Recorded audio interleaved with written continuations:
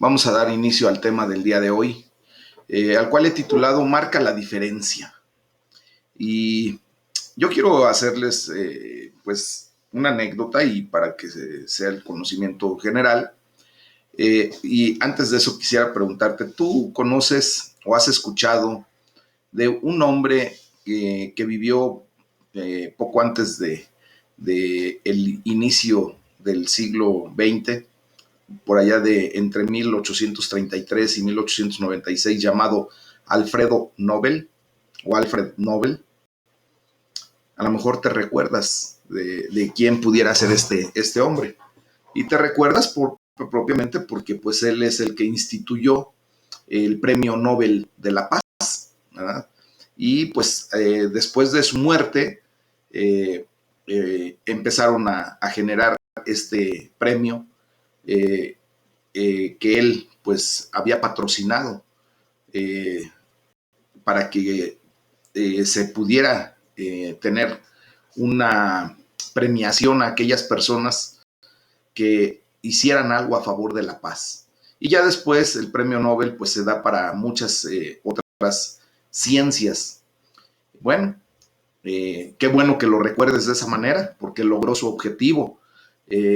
Curiosamente, quiero decirte que antes de que este hombre instituyera el Premio Nobel de la Paz, pues nada más y nada menos, la gente olvidó quién verdaderamente era Alfredo Nobel. Él justamente fue el inventor de la dinamita, porque además de químico, ingeniero, pues era muy innovador, pero no se conformaba con ser innovador, era fabricante de armas. Y fíjense que curiosamente sucede que en 1888, prácticamente 8 años antes de su muerte, de la muerte de Alfredo Nobel, su hermano, que se llamó Ludwig Nobel, murió ahí en 1888, y un periódico francés pues erróneamente publicó el obituario de Alfredo. Equivocaron quién había muerto. Y este periódico lo condenó por su invención de la dinamita. En ese momento, pues obviamente todavía no se instituía el premio Nobel, y obvio que lo conocían efectivamente por lo que él era, un inventor de armas, un fabricante de armas y el inventor de la dinamita como tal. Y en el obituario, el periódico puso este letrero: el comerciante de la muerte está muerto. El doctor Alfredo Nobel murió ayer, quien se hizo rico tras encontrar maneras de matar a más gente de la forma más rápida vista jamás en aquellos tiempos. Imagínense nada más lo que pasó en el corazón de Alfredo. En ese momento, pues él estaba vivo y leyó su obituario en el periódico, un periódico de gran circulación. Obvio, su corazón se devastó por aquel adelanto, ¿verdad?, de cómo sería recordado. Se dio cuenta en ese preciso instante de cómo la humanidad iba a recordar a Alfredo Nobel después de su muerte. Bueno, por esa condición, por esa situación, en su testamento legó la mayor parte de su patrimonio para instituir los premios Nobel. Fíjense, al día de hoy, pues lo recordamos más por los premios Nobel que por ser inventor de la dinamita y por fabricar armas y por provocar muertes masivas por este tipo de inventos. Bueno, este hombre dio el equivalente a 250 millones de dólares para financiar tales premios. A la fecha, esos 250 millones de dólares de aquellos tiempos, pues déjenme decirles que será una cantidad increíble ahora en estos tiempos, ¿verdad? Pero bueno, este hombre hizo eso.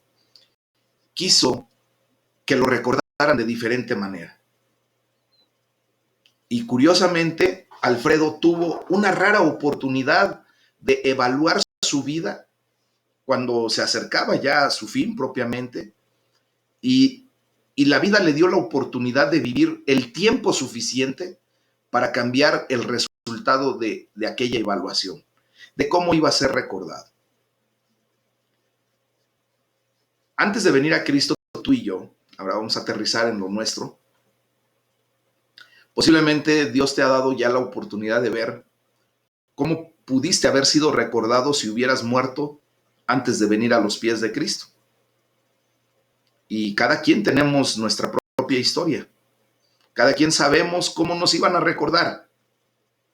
Porque después de un tiempo de caminar en los caminos de Dios, hemos sido transformados, estamos siendo transformados. Y cada vez vamos poniendo una condición diferente. Y esto nos va a permitir que en algún momento pues la gente nos recuerde de diferente manera. Entonces, en ese sentido, mamita, no puedo apagar tu micrófono, pero bueno. Está tratando de meterse mi mamá y no puede por el internet. Pero bueno, perdón. Entonces, cada quien sabemos cómo nos iban a recordar si hubiéramos seguido en los caminos torcidos, equivocados, atendiendo a nuestra mala inclinación y viviendo la vida que vivíamos. Posiblemente a algunos los iban a recordar como asesinos, a algunos otros los iban a recordar como usurpadores, a algunos otros como, ¿qué les puedo decir? En la condición en que cada uno vivíamos, ¿ok? Entonces, la gloria sea para el Señor, porque ahora, así como a Alfredo Nobel, ¿verdad? Ay, Dios mío. Que alguien le pudiera escribir a mi mamá para que, bueno, ya, a ver, no me voy a distraer. Nosotros, ¿verdad? Al momento de venir a los pies de Cristo, gloria sea para el Señor, porque así como Alfredo Nobel, Dios le dio la oportunidad de, pues, resarcir de alguna manera su condición de que iba a ser recordado como el comerciante de la muerte, así como lo decía el obituario. Y después revirtió toda esa situación y ahora la gran mayoría de la gente a nivel mundial pues se acuerda de Alfredo Nobel como una persona eminente, un doctor en ciencias, un excelente químico, un inventor, pero difícilmente la gente sabe que él fue comerciante de la muerte en sus tiempos. Entonces, la gloria sea para Dios porque ahora a ti y a mí nos está dando la oportunidad de poder marcar nuestra diferencia, marcar la diferencia propiamente y que posteriormente la gente te pueda recordar de una manera diferente, de una manera en que Dios actuó en tu vida y que ahora tú glorificas el nombre de Dios porque has tenido cambios y cambios radicales. Si antes eras extorsionador, antes eras ratero, antes eras manipulador, antes te pasabas por encima de cualquier persona y no te importaba, antes herías, ofendías, lastimabas y no te importaba, pues ahora empiezas a tener una condición diferente y tienes la oportunidad de cambiar la esquela cuando tú partas de este mundo. Quisiera hacerte algunas preguntas. ¿Alguna vez te has preguntado qué diferencia podría hacer Dios en tu vida? ¿Qué es lo que está haciendo Dios marcando la diferencia o solamente sigues igual como cuando empezaste a conocer de Cristo o antes de que conocieras de Cristo? ¿Cómo puede tu vida ahora traer bendición a otras personas? ¿Se acuerdan del día de ayer que fuimos llamados para ser embajadores de Cristo? Para ser ahora, pues, testigos de lo que Dios hace en la vida de las personas cuando se acercan a Él. ¿Cómo podrías tú cambiar el mundo para bien? ¿Qué podrías hacer? ¿Cómo puede tener tu vida, en última instancia, un valor perdurable? ¿Cómo podrías provocar que tu vida verdaderamente trascienda? O más concretamente, ¿cómo podemos tener una vida fructífera? ¿Cómo podemos dar fruto?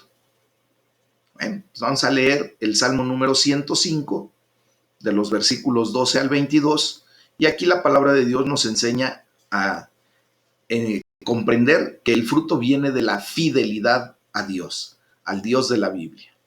Y dice la palabra de Dios: cuando ellos eran pocos en número y forasteros en aquella tierra, y andaban de nación en nación, de un reino a otro pueblo, no consintió que nadie los agraviase, y por causa de ellos castigó a los reyes. No toquen, dijo, a mis ungidos, ni hagan mal a mis profetas. Trajo hambre sobre la tierra y quebrantó todo sustento de pan. Envió un varón delante de ellos, a José, que fue vendido por siervo, y afligieron sus pies con grillos. En cárcel fue puesta su persona, hasta la hora que se cumplió su palabra. El dicho de Jehová le probó. Envió el rey y le soltó, el señor de los pueblos, y le dejó ir libre, y lo puso por señor de su casa y por gobernador de todas sus posesiones, para que reprimiera a sus grandes como él quisiese, y a sus ancianos enseñara sabiduría. Posiblemente ya hilaste perfectamente bien de quién están hablando en este salmo. Está hablando del pueblo de Dios que andaba como nómada, ¿verdad? En ese momento, pues era la incipiente todavía tribu de Israel, y con sus 12 hijos, y andaban de nación en nación, andaban de aquí para allá. Viene la hambruna, pero previamente a esto, ¿qué hicieron los hermanos de José? El soñador, José el justo le llaman también, pues lo venden como esclavo, llega a Egipto. Después allí la esposa de Potifar lo acusa falsamente, lo meten a la cárcel. Después, por interpretar sueños, viene José hasta a dar a la presencia de Faraón para interpretarle el sueño de las vacas flacas y las vacas gordas, las 7 vacas gordas y las 7 vacas flacas. Y después, como se cumple todo lo que él ve a través del sueño de Faraón, Faraón lo pone por gobernador, por el segundo al mando del pueblo de Egipto, y manda a traer a su papá. José manda a traer a Jacob y a sus 11 hermanos y a toda su parentela. 70 personas llegaron, ¿verdad?, a habitar en Egipto. Y bueno, ahí Dios hace una observación muy clara de que no tenían que tocar a nadie, a ninguno de los israelitas. Dice: no toquen a mis ungidos y no hagan mal a mis profetas. Entonces, después de eso, pues trajo el hambre a la tierra, y justamente hizo todo esto pues para ver la fidelidad del pueblo de Dios, ese pueblo incipiente, esas pocas personas que habían llegado a Egipto, pero empezaron haciendo lo correcto, siendo fieles a Dios. Bueno, pues justamente para que tu vida sea fructífera, tienes que permanecer fiel a Dios en los momentos aún por difíciles que sean. Tienes que aprender a permanecer fiel a Dios en todo momento, en toda circunstancia. Miren, es relativamente fácil ser fiel a Dios cuando todo va bien en la vida, cuando tú estás con economía sólida, con salud, con tus familiares rebosando de salud, cuando tú no tienes problemas por algún tiempo, ¿verdad? Pues levantas las manos a Dios y puedes decir gloria a Dios, eres fiel a Él, leal a Él hasta ese momento. Pero la verdadera prueba de esa fidelidad y de esa lealtad es cuando te enfrentas a tentaciones intensas y hasta a grandes sufrimientos, al problema del día, a la situación que de repente se sale de control para ti, se sale de tus manos, y de repente empiezas a sufrir las consecuencias. Falta de dinero, empiezas a enfermar, se enferma alguno de tus familiares, y allí es justamente donde viene la prueba para ver qué tan fiel eres a Dios, qué verdaderamente estás haciendo delante de Dios. Bueno, pues como les decía, el salmista en esta parte de la palabra de Dios rememora la vida de José, el soñador, al darle gracias a Dios por la fidelidad a su pueblo. Como les decía, la vida de José fue inmensamente fructífera. Todo lo podemos leer desde el capítulo 37 hasta el capítulo 50 del libro de Génesis. El faraón le dio autoridad sobre toda su casa y lo puso a cargo de cuanto poseía, con pleno poder para instruir a sus príncipes e impartir sabiduría a sus ancianos, así como lo acabamos de leer. Y como resultado, pues Dios hizo que el pueblo de Israel se multiplicara. Esas 70 personas que llegaron al territorio de Egipto, que estaba bajo el mando de Faraón, pero al segundo al mando era José el soñador, pues creció. Y después vimos ya en estudios cómo el pueblo que sale de Egipto, después de que muere Faraón y se olvida el pueblo de Egipto, que gracias a José tuvieron la oportunidad de la bonanza cuando vinieron los 7 años de escasez, de sequía, de hambruna. Se olvidan de lo que Dios hizo a través de José para la vida de los egipcios. Y entonces someten a los israelitas, a los judíos, los someten a esclavitud. Y hasta que viene Moisés y empieza el éxodo. Y Dios saca al pueblo de Egipto, al pueblo de Israel, de ahí de Egipto, ¿verdad? Con mano dura. Acuérdense de las plagas que Dios manda por medio de Moisés y Aarón, y hasta que viene la mortandad a todos los primogénitos de los egipcios. Y viene lo que ahora nosotros conocemos como las fiestas de las Pascuas, ¿verdad? En donde sacrifican a un cordero y con la sangre del cordero pintan los postes de los dinteles de las paredes, y allí no hubo mortandad de los primogénitos. Todas aquellas puertas que estaban sin la marca de la sangre, allí murieron todos los primogénitos de hombres como de bestias, como de animales. Y entonces ese pueblo se multiplicó de tal manera que se cuentan ahora por cientos de miles. Y bueno, pues ahí vemos cómo el fruto de José tuvo un precio. Al principio no parecía que su vida fuera fructífera. Fue vendido como esclavo. Le sujetaron los pies con grilletes, entre hierros le aprisionaron el cuello, y José pasó por la traición de sus hermanos, la esclavitud, la tentación. La esposa de Potifar se le desnudó y quería que a fuerza tuviera relaciones con ella, y el encarcelamiento, y a final de cuentas un gran sufrimiento, mis amados. Sin embargo, fíjense bien, que en todo ese problema que vivió José durante muchos, muchos años, siempre permaneció fiel a Dios. La razón de la fidelidad de José era que confiaba en que Dios tenía el control de absolutamente todo. Y por eso se le llama también José el justo, el sadik. ¿Por qué, mis amados? Porque él tenía algo preciado que se llama emuná, la fe auténtica. Él sabía que todo proviene de Dios, porque Dios así lo quiso, porque Dios quiso que él estuviera encerrado, que él fuera acusado injustamente, que él fuera vendido como esclavo, que él fuera traicionado por sus hermanos. Él sabía que todo eso provenía de Dios, pero que todo eso le iba a ser para bendición, y todo iba a traer una enseñanza personal para él. Y efectivamente sucedió. Entonces, fíjense bien, él confiaba que Dios tenía el control. Amén, gloria a Dios. Incluso en los momentos malos, en los momentos más difíciles. Hoy quiero decirte que Dios tiene el control de tu vida y de la vida de todas las personas que te rodean. Tiene el control de absolutamente todo el universo. Él lo creó, Él lo diseñó. Él tiene control absolutamente de todo.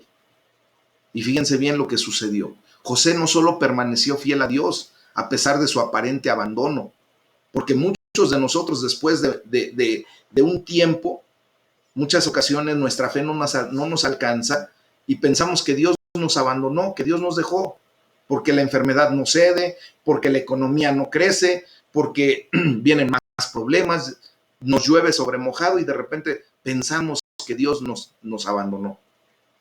Mis amados, este mensaje que les estoy dando es para que realmente nos animemos y pongamos verdaderamente firmes nuestros pies en la roca sólida que es nuestro Señor Jesucristo. Y que de esa manera tengamos la plena confianza en que Dios siempre va a actuar en consecuencia y va a ejercer su perfecta voluntad.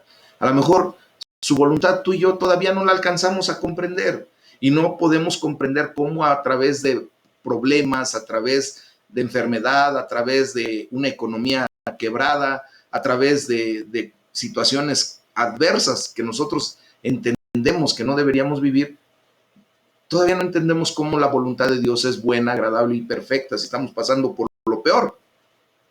Pero quiero decirles, mis amados, que cuando verdaderamente aplicamos la fe, la emuná, nos damos cuenta de que Dios tiene el plan perfecto. Y que si Dios permite que estemos pasando por momentos de aflicción, de necesidad, de escasez, debemos ser fieles a Dios porque vamos a ver su gloria. Amén. Entonces, fíjense bien. José, como les digo, a pesar de su aparente abandono, siguió siendo fiel a Dios. Él también fue fiel a su familia y los perdonó. Imagínense, perdonó a sus hermanos y después los bendijo, ¿verdad? Y en lugar de culparlos y rechazarlos, simplemente él los amó, los perdonó y ni siquiera le pidieron perdón prácticamente, ¿verdad? Y a la larga, pues su fidelidad produjo un gran fruto. Marcó la diferencia, mis amados.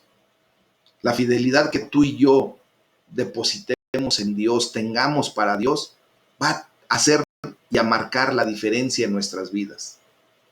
Por eso hoy podemos darle gracias a Dios y tenemos que darle gracias a Dios por su increíble fidelidad, porque Él es fiel para con nosotros. Él siempre permanece fiel. Él es inmutable, Él no cambia. Tenemos que pedirle que nos ayude a ser fieles a Él, incluso en los momentos más difíciles de nuestra existencia, en los momentos de tentación, en los momentos de decepción, en los momentos de desánimo. Que allí nos permita ser fieles, que nos ayude, que el Espíritu Santo de Dios nos fortalezca para ser leales, fieles a Dios y que no le volteemos la espalda porque sintamos que nos está abandonando o que ya nos abandonó. Esa es la mentira de Satanás. Dios nunca te abandonará. Dice, nunca te dejaré. Simplemente Él está allí. Mis amados, oremos para que nuestra vida, para que tu vida sea fructífera como fue la de José.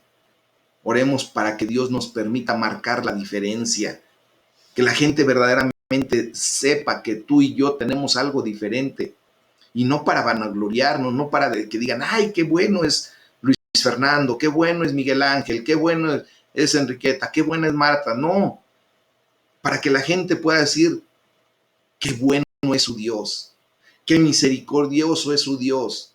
Yo quiero tener a ese Dios, yo quiero seguir a ese Dios. Y así como lo estudiamos en el libro de Ruth el día de ayer, ¿verdad?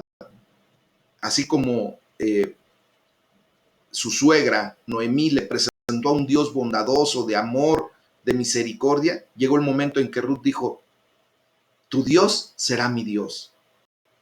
Así tenemos que ser, mis amados hermanos, marcando la diferencia. Y todo esto, ¿cómo lo podemos lograr? Pues justamente a través del Espíritu Santo de Dios, que nos ha dado dones espirituales y nos ha dado de su fruto, para que ahora ustedes y yo tengamos una experiencia de una vida diferente. Y vamos a ver lo que dice la segunda carta a los Corintios, del capítulo 6, versículo 3 al capítulo 7, versículo 1.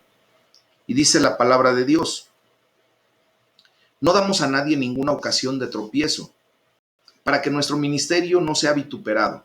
Antes bien, nos recomendamos en todo como ministros de Dios, en mucha paciencia, en tribulaciones, en necesidades, en angustias, en azotes, en cárceles, en tumultos, en trabajos, en desvelos, en ayunos, en pureza, en ciencia, en longanimidad, en bondad, en el Santo Espíritu de Dios, en amor sincero, en palabra de verdad, en poder de Dios, con armas de justicia a diestra y a siniestra, por honra y por deshonra, por mala fama y por buena fama, como engañadores, pero veraces, como desconocidos, pero bien conocidos, como moribundos, mas he aquí vivimos, como castigados, mas no muertos, como entristecidos, mas siempre gozosos, como pobres, mas enriqueciendo a muchos, como no teniendo nada, mas poseyéndolo todo.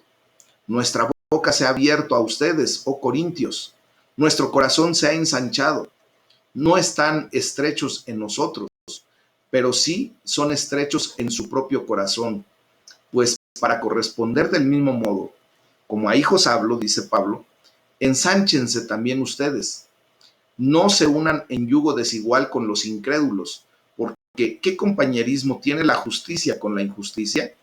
¿Y qué comunión la luz con las tinieblas? ¿Y qué concordia Cristo con Belial?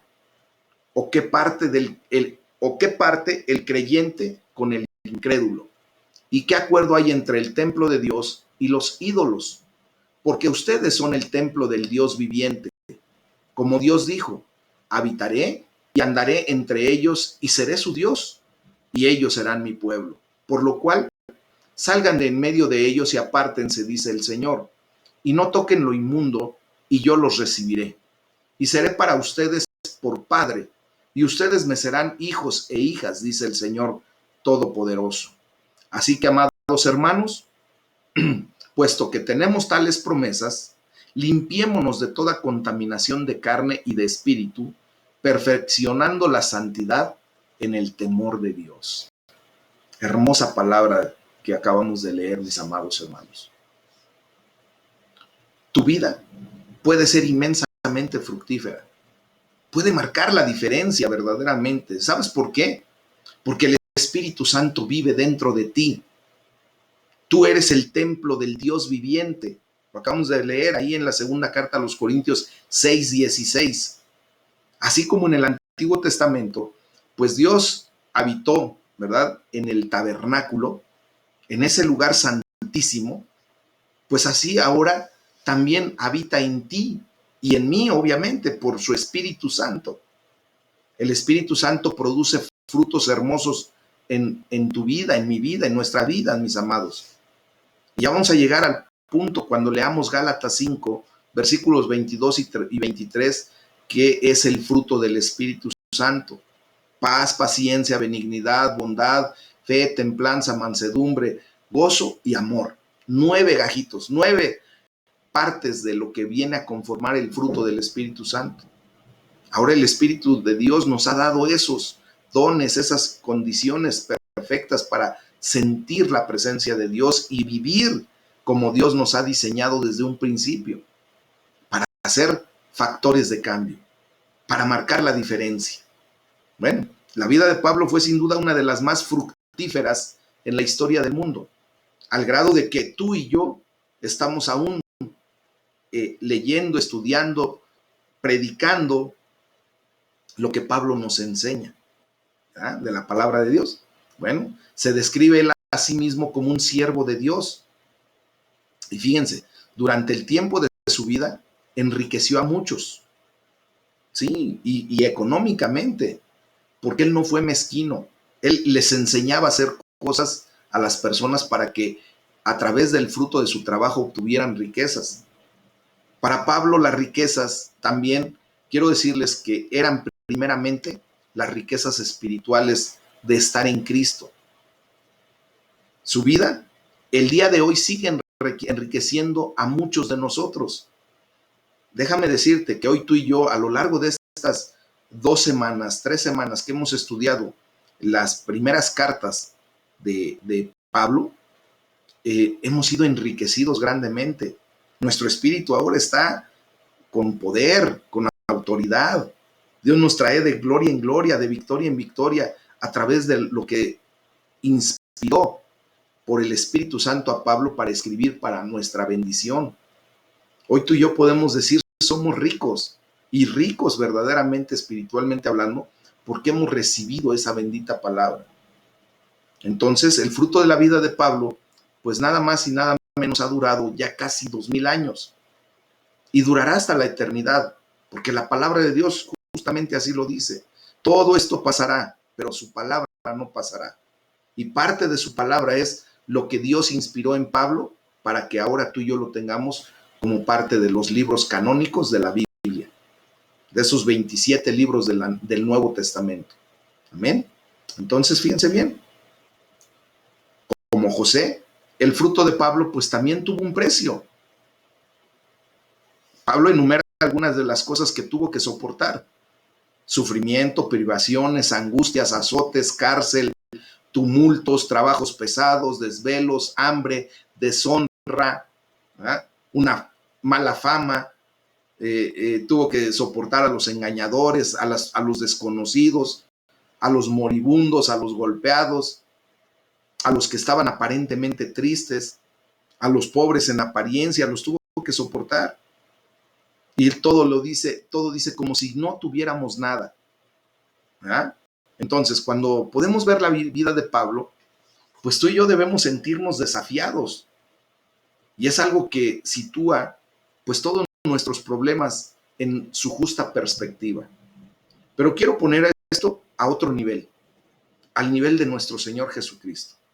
Si Pablo tuvo que soportar todo eso, si José, el soñador, tuvo que soportar todo lo que soportó, quiero decirles que ellos lo soportaron aún siendo pecadores. Porque Pablo y José, por muy justos que fueron, por muy buenas personas, también pecaron en algún momento de su vida. ¿Ok? Porque nacieron bajo la ley del pecado como tú y como yo. Pero hay alguien que se sale de todo ese contexto del pecado, que se llama Jesús de Nazaret. Y él sufrió más todavía que lo que Pablo y José juntos pudieron haber sufrido durante toda su vida. Sufrió oprobio, señalamiento, pero lo más terrible, sufrió la ira de Dios por el pecado de la humanidad. Y lo soportó todo, para que ahora tú y yo tengamos una perspectiva correcta de toda nuestra problemática, de nuestro dolor, de nuestro sufrimiento, para que ahora tú puedas ver que Jesucristo cargó con todo eso, lo más negativo de tu vida, lo más doloroso de tu vida, lo cargó en la cruz del Calvario, para que ahora tú seas libre y sueltes todo eso en el nombre de Jesús. Y vengas a darte cuenta de que ahora Dios está contigo. Y que si Dios te está llevando por algunas circunstancias, es para que tú puedas marcar la diferencia en tu vida. Fíjense bien, retomando la condición de Pablo, durante todos aquellos sufrimientos, también como José, Pablo permaneció fiel en pureza, en conocimiento, en constancia, en bondad, en el Espíritu Santo, en amor sincero, con palabras de verdad y con el poder de Dios. ¿Ok? Y así también vimos cómo José pues soportó todo eso a través de sus sufrimientos, pero en fidelidad. Y mayor, nuestro Señor Jesucristo.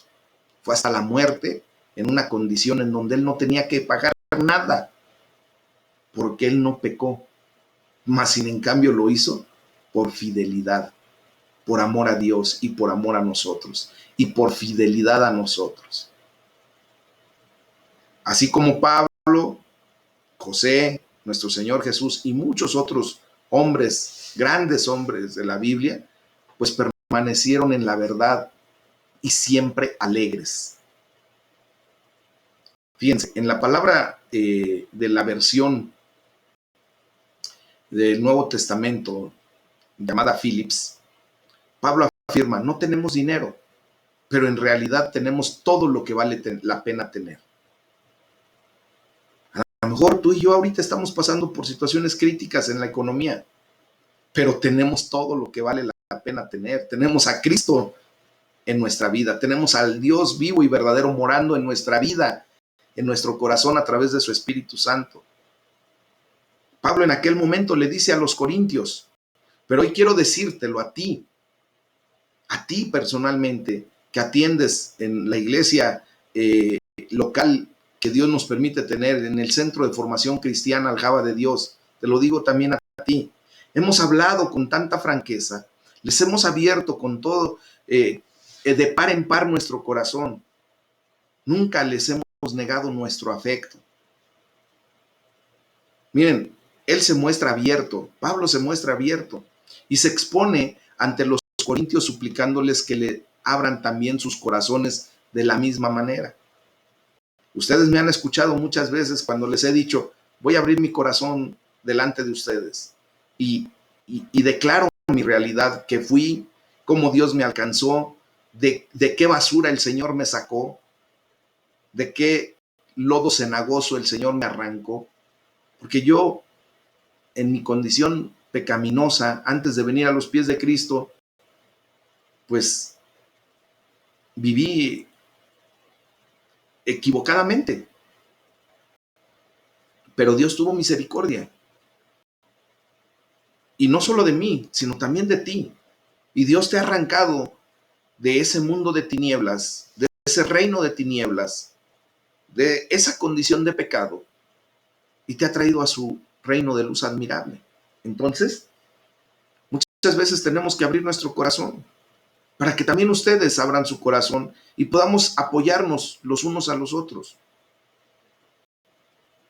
Fíjense, en la versión del mensaje, dice la palabra de Dios, en 2 Corintios 6:13, Pablo les pide que abran sus vidas. Dice, vivan sinceramente y de forma amplia, marcando la diferencia, mis amados. Pablo, pues había explorado su propio territorio interior, su propio corazón. Había emprendido un viaje a aquellos lugares de su corazón y de su alma donde se hallan los tesoros escondidos. Los había examinado cuidadosamente y ahora los había sacado para exhibirlos. ¿Cuáles son esos tesoros, mis amados? Esas bendiciones que Dios ha traído a su vida. Eso que Dios provocó para un cambio. Esos son los tesoros que tenemos que tener en nuestro corazón. Miren, cuando nosotros abrimos nuestro corazón, no es para, ¿cómo les puedo decir?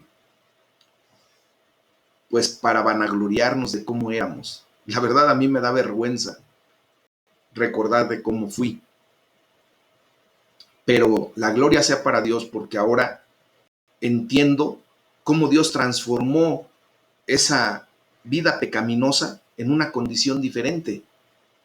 Y ahora esos logros, esas victorias, esa gloria de Dios manifestada en esos momentos en donde yo me he comportado de una manera equivocada y que ahora Dios me ha traído a una condición diferente, pues para mí son verdaderos tesoros. Y ahora, muchas ocasiones los he exhibido, no para que me vean a mí, sino más bien para que vean la gloria de Dios que se ejerce en la vida de un ser humano tan común y corriente como yo. Y es así como debemos actuar. Para poder actuar con integridad, mis amados, primero debemos saber quiénes somos. Quiénes verdaderamente somos, no lo que pensamos que somos. Y para eso pues tenemos que venir al espejo, que es la palabra de Dios, y reflejarnos allí y aceptar Si Dios te está hablando y te está diciendo, mira, tú tienes estas manchas, tú tienes estas cicatrices, tú tienes estas heridas, que tú las ves en ese espejo, ahora déjame restaurarte, ahora déjame borrar esas manchas, déjame borrar esas heridas, déjame vendar tu corazón herido, quebrantado. Y es así como empezamos, ¿verdad?, a ser íntegros, porque sabemos quiénes somos, debemos saber lo que representamos, en qué verdaderamente creemos y lo que verdaderamente es lo que más nos importa, mis amados.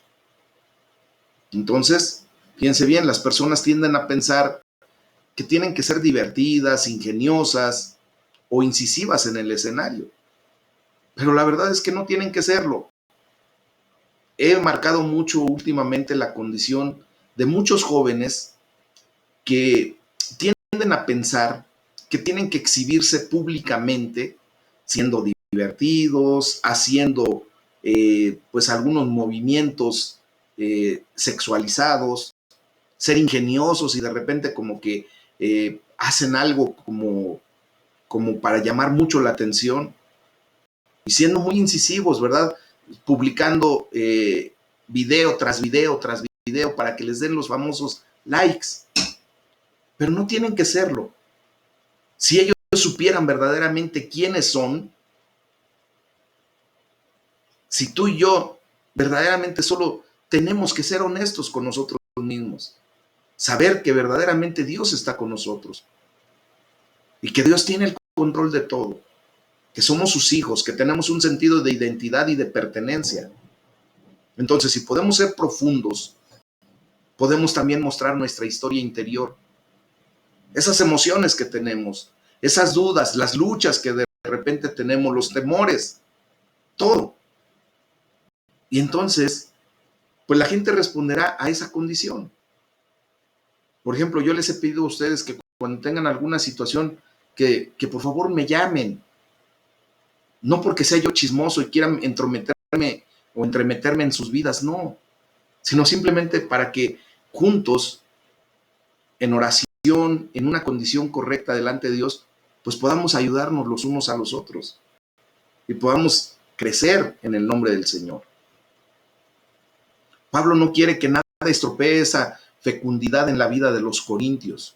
Hoy, en el nombre de Jesús, les digo con todo mi amor que yo no quiero que nada estropee esta fecundidad que estamos viviendo en la vida de todos ustedes. Hoy les suplico, así como lo hace Pablo, allí en el versículo 14, no se asocien íntimamente con los que son incrédulos. Pueden hablarle a la persona que no cree en Dios, pueden llevarle la palabra de Dios, pero ya no ayuntarse a un yugo desigual. O sea, no se está sugiriendo, Pablo no sugirió, ni yo, que se aparten del mundo, no, sino que solamente es una advertencia del peligro a largo plazo de las relaciones con aquellas personas que rechazan a Dios, que no quieren saber de Dios. Muchas personas han ignorado estas advertencias. Por ejemplo, a la hora de encontrar pareja para el matrimonio. Y algunos terminan dejando de ir a la iglesia pasados unos meses, un tiempo, unos años, para luego finalmente perder su fe. Y honestamente, mis amados, ver suceder esto es algo que parte el corazón, parte el alma. Y dice Pablo, allá en el versículo 16 de la segunda de Corintios 16, dice, así que deja la corrupción y el hacer concesiones, déjalo para siempre. Tú ya no eres esa antigua persona que eras. Por eso, previo a esto, segunda de Corintios 5, 17, dice, de modo que si alguno está en Cristo, nueva criatura es, las cosas viejas pasaron. Aquí todas son hechas nuevas. Entonces, deja de hacer lo que estás haciendo equivocadamente. Eres un hijo de Dios, eres una hija de Dios.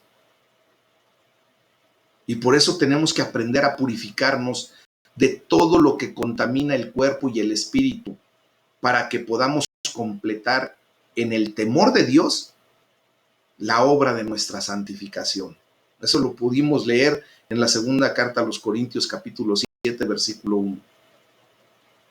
Dios nos ha llamado a ser santos, porque Él es santo. Entonces, purifiquémonos de todo lo que contamina. Es una enseñanza muy fuerte, mis amados, pero es necesaria que la entendamos, porque tú y yo tenemos que ser factores de cambio.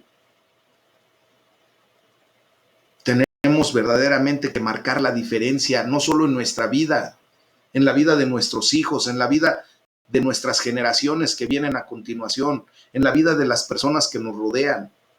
Tenemos que ser factor de cambio para ellos. Tenemos que dar testimonio de que verdaderamente Dios vive en nosotros, que somos el templo del Espíritu Santo. Tenemos que dar testimonio de que el poder de Dios es real, y para que así la gente venga a los pies de Cristo. Y por eso hoy tenemos que pedirle a Dios que nos llene, que hoy nos llene verdaderamente con su Espíritu Santo, que el Espíritu Santo se derrame sobre nuestras vidas, mis amados, que nos llene del poder de Dios, de ese poder que puede transformar la vida del ser humano. Roguémosle a Dios que nos ayude, que nos permita ser puros, ser pacientes, ser amables, ser genuinos, que nos ayude a amar sinceramente con un corazón abierto, que no tengamos temor por abrir nuestro corazón y amar verdaderamente como Dios nos ama. Dios, a través de su palabra, ha abierto su corazón para todos nosotros. Entonces, mis amados hermanos, vamos a orar. Es el tema del día de hoy. La gloria sea para el Señor. Y vamos